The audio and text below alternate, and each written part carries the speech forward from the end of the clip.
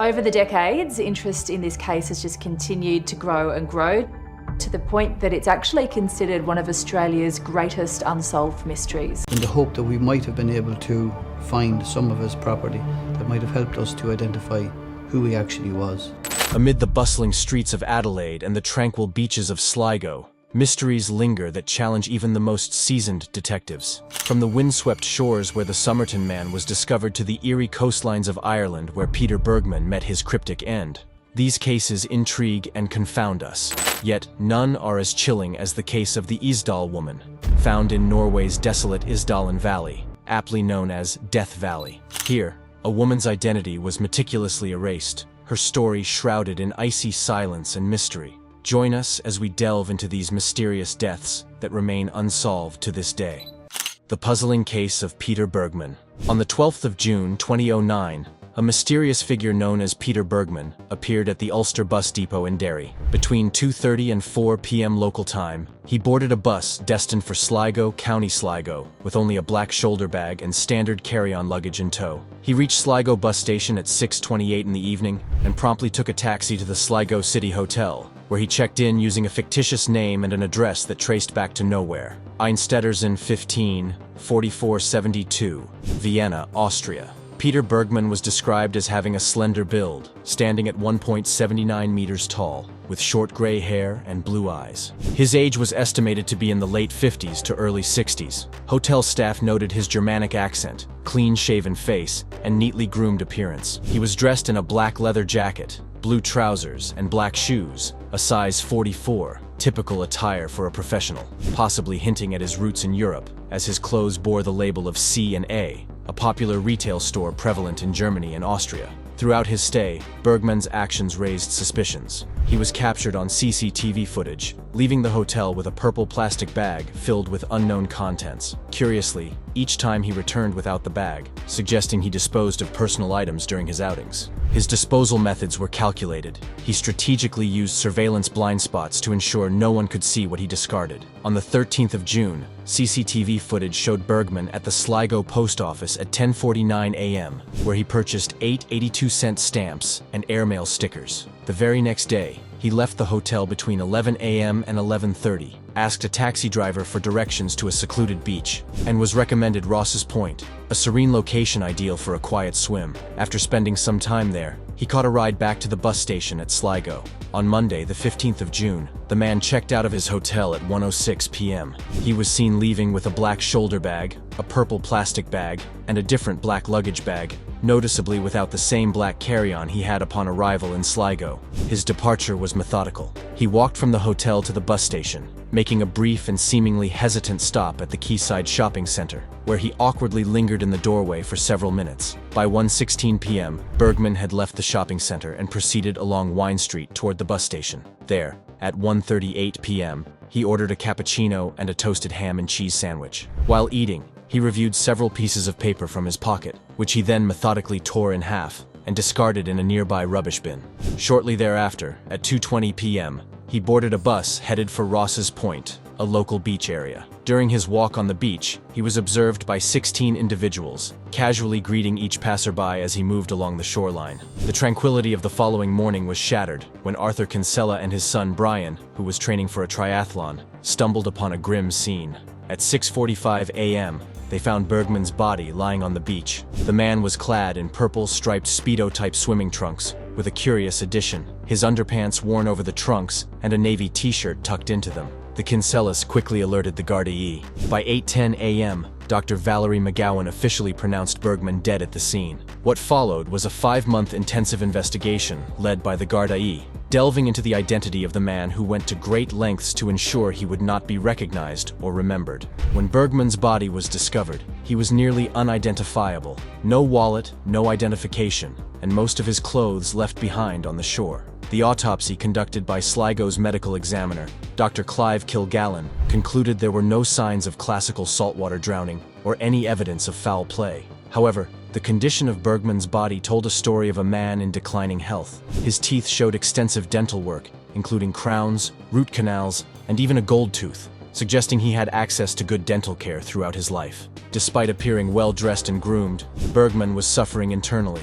The autopsy revealed he was battling advanced prostate cancer, bone tumors, and had previously suffered from ischemic heart disease. Curiously, no medication was found in his system, a fact that puzzled medical professionals given his severe ailments and the pain they would have invariably caused. The investigation deepened as detectives dug into the identity Bergman had provided at his hotel check-in. The address he used was traced to a vacant lot, and further scrutiny revealed inconsistencies. The street name didn't exist in Austria or Germany, and the postal code he provided did not align with formats used in Vienna, where codes start with a 1, not 4. In 2015, efforts to link the case internationally were hindered when the French newspaper Le Monde revealed that Austrian police had not been contacted by the Garda E. Moreover, no Interpol notice was issued for Bergman, as he did not fit the categories of missing person or wanted person, indicating a lack of international coordination in solving his identity. Despite extensive efforts, including public appeals in Austrian and German newspapers, no one has come forward with information about Bergman. The Garda E retain his DNA, but as stated, this can only potentially narrow down his region of origin, not confirm his identity. As of now, the man known as Peter Bergmann remains an enigma, the Summerton Man's unsolved mystery. On December 1st, 1948, the tranquility of Somerton Park Beach near Glenelg, just 7 miles southwest of Adelaide, South Australia, was disrupted by a chilling discovery. At 6:30 a.m., police were alerted to the body of a man found lying against the seawall, his head resting comfortably, as if in sleep, his legs extended and feet crossed. This serene scene was contrasted by the stark reality: he was dead, with an unlit cigarette still resting on his coat's right collar. Initial examination revealed a collection of items that seemed ordinary, yet became central to the mystery. In his pockets were an unused second-class rail ticket from Adelaide to Henley Beach, a bus ticket that might not have been used, an American-made aluminum comb, a half-empty pack of juicy fruit chewing gum, an Army Club cigarette packet with different brand cigarettes inside, and a quarter-full box of Bryant and May matches. Witness accounts from the previous evening added layers to the enigma. A couple noted seeing him around 7 p.m., observing him raise and then limply drop his right arm, a simple gesture that became profoundly ominous in hindsight. Another pair saw him from 7:30 to 8 p.m. Despite the onset of dusk and streetlights illuminating the beach, the man didn't move, leading them to believe he was either inebriated or simply asleep. Interestingly, they thought he had shifted positions slightly over time, but dismissed the significance of this observation. Notably, a witness reported seeing another man looking down at the sleeping figure from the steps leading to the beach. In a later revelation, a witness in 1959 reported seeing a well-dressed man carrying another man on his shoulders along the beach the night before the discovery. This testimony, recorded by Detective Don O'Doherty, suggested possible foul play, but remained a solitary piece of a puzzling narrative. The deceased man was described as being in his early 40s, about 5 feet 11 inches tall, with gray eyes and hair that was fair to ginger-colored, showing signs of graying at the temples. His physique was robust, dressed in a fashion suggesting good health and regular grooming. He wore a white shirt, a multicolored tie, brown trousers, socks, shoes, a brown knitted pullover, and a gray and brown double-breasted jacket of American style. Yet all labels from his clothing were meticulously removed, and he carried no wallet or identification. An autopsy conducted estimated his time of death at around 2 a.m. on the 1st of December. The contents of his stomach revealed his last meal was a pasty eaten 3 to 4 hours before he died, but no trace of poison was found in his body. Despite suspicions of poisoning, possibly from a barbiturate or a soluble hypnotic, the source of such a substance could not be determined, and the pasty was ruled out as the cause. The man's identity and the circumstances of his death baffled authorities. With no matching dental records and a face unseen by the last witnesses to see him alive, the puzzle of the Summerton Man was one without edges. His body was eventually embalmed on the 10th of December, 1948, because the police were unable to identify the man. On the 14th of January, 1949, just over a month after the mysterious death of the man found at Somerton Beach, a curious discovery was made at the Adelaide railway station. A brown suitcase, checked into the station cloakroom after 11 a.m. on the 30th of November 1948, was found, and it was believed to belong to the Summerton Man. This suitcase, its label meticulously removed, contained items that sparked even more intrigue in an already baffling case. The contents of the suitcase were eclectic and peculiar. Inside, detectives found a red checked dressing gown, a size 7 pair of red felt slippers, 4 pairs of underpants, pajamas, and various shaving items. Notably, There was a light brown pair of trousers with sand in the cuffs, suggesting a connection to the sandy beach where he was discovered. Among the tools that raised eyebrows were an electrician's screwdriver, a table knife sharpened into a short instrument, a pair of scissors with sharpened points, a small square of zinc, likely used as a protective sheath, and a stenciling brush, commonly used by third officers on merchant ships for stenciling cargo. Even more intriguing was the discovery of a thread card of Barber brand orange waxed thread, of an unusual type not available in Australia, but identical to the thread used to repair the lining in a pocket of the trousers the man was wearing when he was found. Despite meticulous removal of identification marks from the clothes, detectives found the names T. Keane on a tie, Keane on a laundry bag, and Keane on a singlet, alongside 3 dry cleaning marks. These clues suggested that the names might have been overlooked or left intentionally, knowing they did not belong to the deceased. The investigation deepened as police considered the significance of these findings. With wartime rationing still in effect, making clothing a valuable commodity, the removal of tags was common when buying secondhand. However, the absence of spare socks and any personal correspondence in the suitcase, aside from pencils and unused letter stationery, was unusual. Authorities scoured records, but no individual named T. Keane was reported missing in any English-speaking country, and a nationwide search of the dry cleaning marks came up empty. The only clue pointing to the man's possible travels was the front gusset and feather stitching on a coat found in the suitcase, indicating it was manufactured in the United States, a hint that the man might have been to America or acquired the coat from someone who had. The police pieced together a possible timeline of the man's final hours. They speculated that he had arrived at the Adelaide railway station by overnight train from Melbourne, Sydney, or Port Augusta. It seemed he had taken the opportunity to shower and shave at the city baths, which were adjacent to the railway station, though no ticket from the baths was found with his belongings. He then returned to the railway station, bought a ticket for the 10:50 a.m. train to Henley Beach, a ticket he never used. Instead, he checked his suitcase into the cloakroom before leaving the station and catching a bus to Glenelg, where he would be found dead the next day. In October 2011, the case saw a resurgence in interest, but Attorney General John Rao initially refused the request to exhume the body, citing that curiosity alone did not justify the act. It wasn't until October 2019 that Attorney General Vicky Chapman approved the exhumation,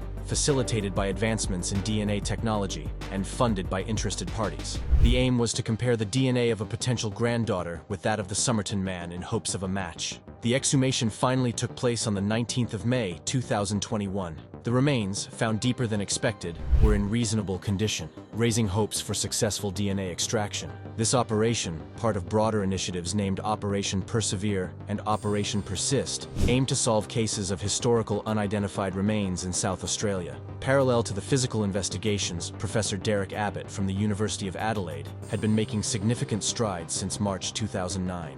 Abbott's team focused on cracking the coded message found in the Summerton Man's possession, suspected to be linked to the poetic quatrains of the Rubaiyat of Omar Khayyam. They speculated that the code might have been a one-time pad encryption, which is notoriously difficult to break without the exact edition of the book used to encode the message. Despite finding variations in the waxed cotton used in the man's clothing and comparing letter frequencies with other texts, the exact book remains elusive. Abbott also looked into physical anomalies. After examining images and reports, anatomical peculiarities were noted, such as the Summerton Man's ear shape, which is rare among the Caucasian population, and his missing lateral incisors, a genetic trait present in only 2% of the population. These findings suggested that the Summerton Man could have been related to Jessica Thompson's son, Robin, who shared similar physical traits. The theory proposed was sensational. Robin might have been the Summerton Man's son or related in some way.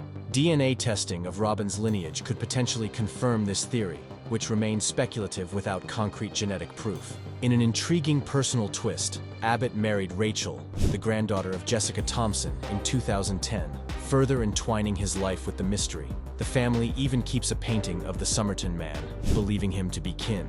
However, initial DNA analyses linked Rachel to the grandparents of Prosper Thompson, not directly to the Summerton Man.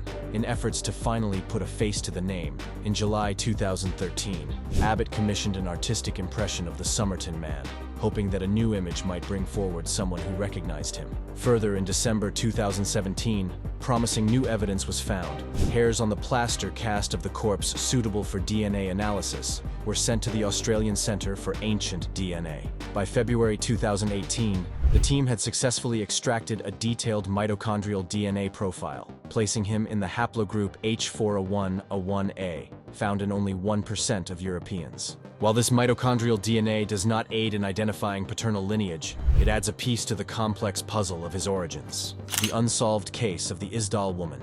On a chilly morning on November 29, 1970, a hiker, accompanied by his 2 young daughters, ventured through the foothills of Ulriken's north face in a notorious area known as Isdalen, aptly nicknamed Death Valley. This name comes from its grim history of medieval suicides and modern-day hiking mishaps. Their hike took a dark turn when they stumbled upon a horrifying sight: the charred remains of a woman, her body eerily positioned among the scree. The scene they discovered was not just gruesome, but also mystifying. The woman was found lying on her back, her hands clenched near her torso. There was an absence of any campfire that could explain the severe burns covering the front of her body and clothes. Her face was beyond recognition. Nearby, the remnants of various items could be seen, all affected by the fire. An empty bottle of St. Halvard liqueur, 2 plastic water bottles, a plastic passport holder, rubber boots, a woolen jumper, a scarf, nylon stockings, an umbrella, a purse, and a matchbox. Intriguingly, a watch, 2 earrings, a ring, and traces of burned paper were also found around the body. Underneath, a fur hat soaked with traces of petrol hinted at foul play. Every item that could carry a clue to her identity had been meticulously stripped of labels and marks. 3 days into the investigation, a clue surfaced. 2 suitcases belonging to the unidentified woman were found at Bergen railway station. Inside, among a collection of clothing, shoes, wigs, makeup, and eczema cream, police found 5 100 Deutsche Mark notes, totaling approximately $137 at the time, and 135 Norwegian kroner. The suitcases also contained Belgian, British, and Swiss coins, maps, timetables, a pair of non-prescription glasses, and sunglasses, with partial fingerprints matching those of the deceased. Curiously, all personal identification had been removed. An autopsy performed at the Gades Institute unveiled more about her tragic end. The woman had succumbed to a lethal combination of incapacitation by phenobarbital and poisoning by carbon monoxide, with soot found in her lungs, indicating she was alive as she burned. A bruise on her neck suggested a possible fall or blow. Further analysis revealed she had consumed between 50 and 70 Phenomol brand sleeping pills, with an additional 12 pills found near her body. In an effort to identify her, her unique dental work was removed and tissue samples were collected. The investigation sparked widespread media coverage as police sought information about her last known whereabouts. She had last been seen alive on November 23rd, when she checked out of room 407 at the Hotel Hordeheimen. Hotel staff remembered her as an attractive woman, about 5 feet 4 inches tall, with dark brown hair and small brown eyes. They described her as reserved, mostly staying in her room and appearing guarded. Upon her departure, she settled her bill in cash and requested a taxi, her subsequent movements until the grim discovery remaining a mystery. As the mystery of the Isdal Woman deepened, investigators made a critical breakthrough by decoding entries from a notepad found among her belongings. These entries, composed of cryptic codes, were deciphered to reveal dates and places she had visited across Norway and Europe. The sleuths traced her journey through cities like Oslo, Trondheim, Stavanger, and even Paris. Intriguingly, she used at least 8 fake passports and aliases, consistently claiming Belgian nationality while filling out check-in forms in either German or French. The investigation revealed that the Isdal Woman had a pattern of staying at various hotels, often switching rooms soon after checking in. Her aliases were as varied as her accommodations: Genevieve Lancier in Oslo, Claudia Tielt in Bergen, Claudia Nielsen in Stavanger, and several others, each name carrying its own falsified background details. Her stays included notable hotels, such as the Viking Hotel in Oslo from the 21st to the 24th of March, 1970, and the Neptune Hotel in Bergen from the 30th of October to the 5th of November. Her final recorded stay was under the name Elisabeth Lienhofer at the Hotel Hordeheimen in Bergen from the 19th to the 23rd of November, 1970, shortly before her tragic demise. Throughout her travels, she often portrayed herself as a traveling saleswoman and antiquities dealer to the hotel staff. Curiously, a witness once overheard her conversing in German with a man at a hotel in Bergen. Others reported that she spoke Flemish or broken English and had a noticeable sense scent of garlic. Observations also noted her use of wigs, adding another layer of intrigue to her already mysterious persona. In an effort to identify her, police circulated composite sketches based on witness descriptions and analysis of her body through Interpol. Despite extensive efforts and significant resources, the woman's true identity remained elusive. The case, steeped in mystery, was closed by authorities who concluded she had committed suicide by ingesting sleeping pills. However, this official conclusion did not sit well with everyone. Some observers and theorists believe that the evidence suggests a more sinister fate, that she was murdered. On February 5, 1971, the Isdal Woman was laid to rest in a Catholic ceremony, a decision influenced by the saints' names she used when checking into hotels. Her burial took place in an unmarked grave within the Mullendal graveyard in Bergen. In a poignant gesture, 16 members of the Bergen police force attended the ceremony. She was buried in a zinc coffin, a choice that served dual purposes: to preserve her remains and to facilitate any potential future disinterment. The entire ceremony was documented through photographs, holding on to the hope that someday relatives might come forward. The mystery of the Isdal Woman doesn't end with her burial, it only deepens. Theories abound, particularly about her numerous identities and cryptic travel patterns. These elements have led many to speculate about possible connections to espionage or criminal activities, especially considering the Cold War era's heightened tensions. Her frequent unexplained movements across Europe, often to locales near military installations, echo the shadowy world of international spies. In fact, several investigations suggest that she could have been a spy. Adding weight to these theories, declassified records from the Norwegian Armed Forces hint at a more intriguing aspect of her travels. They reveal a potential correlation between her movements and the top-secret trials of the Penguin missile. A fisherman in Stavanger, a site of these missile tests, reported seeing her, and a shoe salesman in the same city even confirmed selling her a pair of rubber boots. Decades after the mysterious death of the Isdal Woman, the veil over her enigmatic life and demise has only slightly lifted, revealing fragments of a puzzle that continues to captivate and confound. In 1991, a significant lead surfaced when an anonymous taxi driver revealed he had driven the unknown woman from her hotel to the Bergen railway station. In an intriguing twist, he claimed that another man had joined them during the ride, deepening the mystery of her final hours. In 2005, a local Bergen resident, who was 26 in 1970, approached a newspaper with his story. He recounted a sighting of a woman matching the Isdal Woman's description, spotted 5 days before her body was discovered. His encounter on the Floyan hillside was eerie. The woman, dressed too lightly for hiking and appearing resigned, was followed by 2 men in coats who seemed southern. Despite his attempt to report this sighting to the police, he was advised to forget what he saw, and his information was not recorded. The case took a scientific turn in 2016 when it was officially reopened. Norwegian broadcaster NRK commissioned American artist Stephen Missal to create 6 alternative sketches of the Isdal Woman, enriching the visual leads of the investigation. In the following year, a breakthrough in forensic science offered new insights. Stable isotope analysis of her teeth suggested she was born around 1930, possibly near Nuremberg, Germany, but moved to the France-Germany border during her childhood. Further dental examination hinted at visits to dentists in diverse regions, including East Asia, Central Europe, Southern Europe, or South America. This forensic journey continued into 2018 with the release of the Death in Ice Valley podcast by NRK and the BBC World Service, which combined dramatic narrative with expert interviews, suggesting her likely upbringing in French-speaking Belgium and corroborating her roots in southern Germany or the French-German border. Listeners of the podcast soon contributed additional clues, enhancing the investigative trail. In a promising development, geneticist Colleen Fitzpatrick from the DNA Doe Project offered to apply genetic genealogical isotope testing on the autopsied tissues of the Isdal Woman. Her mitochondrial DNA, belonging to haplogroup H24, pointed to her maternal ancestry originating from Southeast Europe or Southwest Asia. Intriguingly, evidence emerged suggesting she might have held a French passport linked to an unidentified French national registered on one of her flights to Norway. In a controversial stance, author Dennis Zacher Ask proposed that the Isdal Woman might have been a sex worker. He based this hypothesis on her methodical travel patterns, her persistent anonymity, her peculiar behaviors at hotels, including marking the doors differently, and the fact that none of the various men seen with her ever came forward. Ask suggested that the crime scene and her medically intoxicated state before her death indicated the presence of another person,